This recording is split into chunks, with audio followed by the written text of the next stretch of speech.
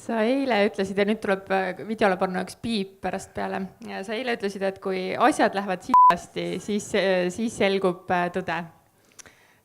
Kui asjad läksid nii sihasti kogu selle asjaga, siis mis sa enda kohta õppisid, mis see sinu tõde on? Jaa, noh, et ma ütlesin seda selle kohta, ma mäletan, et meeskonna kohta ütlesin ka, et eks ju väga lihtne on sellist nagu toredat meeskonda teha, kui asjad lähevad hästi, on ju. Saad maksta palka, mida nad küsivad, anda, ma ei tea, vabad graafikut ja nii edasi, ja siis kui asjad lähevad nagu kehvasti ja ütled, et noh, sorry, et me peame nagu koristaja lahti laskma, me peame hakkama nüüd nagu vahetustega koristama, on ju,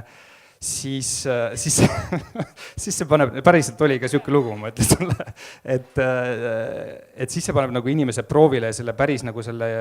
küünarnuki tunde või selle paneb nagu proovile. Minu enda kohta, ja ta paneb muidugi mind endale ka, ennast ka nagu proovile, eks ju, et ja ma mõtlen, et ettevõtjana jällegi, sa võid igasugu asju lugeda raamatust, et milleks sa pead kõigeks valmis olema, aga väga paljusid asju sa ei näe ette. Ja noh, minu jaoks võib-olla õppetund oli see või kindlustunne, et kui asjad lähevad ikka nii mädasse, siis ma ei ütle, et ma saan hakkama, ma ei loo sellist illusiooni, aga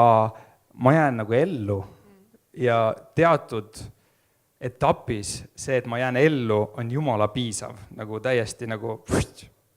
väga hea, et lähme siit nagu edasi. Ja minu jaoks oli see nagu selline õppetund, et ma nagu jään ellu.